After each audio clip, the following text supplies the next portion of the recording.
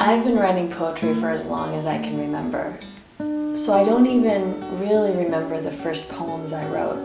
I remember being 6 and 7 and 8 and 9 and sitting in my window seat and writing a poem about the rain, and it was this very simplistic, childlike rhyming, and yet there was something there. For me, writing a poem is a little bit like there's this itch you have and you want to scratch. And the poem shows up and it sort of sings into you the way a mantra might, or a song that you get into your head and just have to get it down on paper.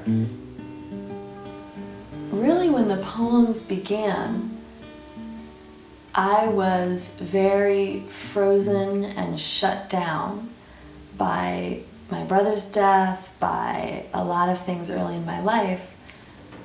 I was asleep in a lot of ways. And dance became the place that I felt like I came back to life after many difficult experiences. And it was dance that brought back that which had been frozen, that which had been shut down by difficult things from early in my life.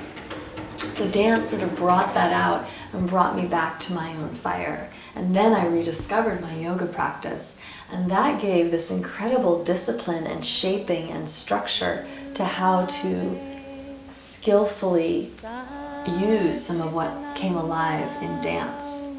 As a yoga teacher, I come from a lineage that views desire not as an obstacle to be overcome, but as a powerful creative force that is really the root of the universe in many ways.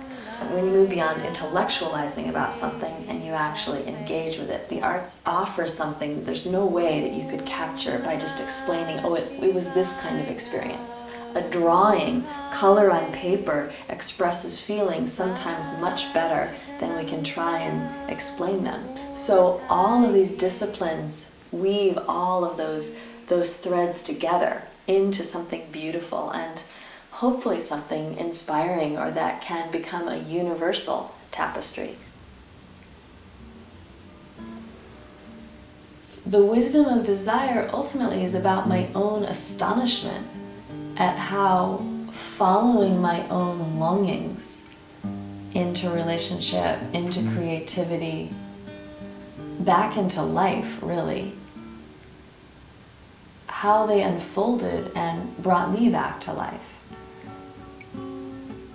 And it was desire that was this little fire that kept beckoning me, that kept inviting me back into engagement into the world, to move beyond fear.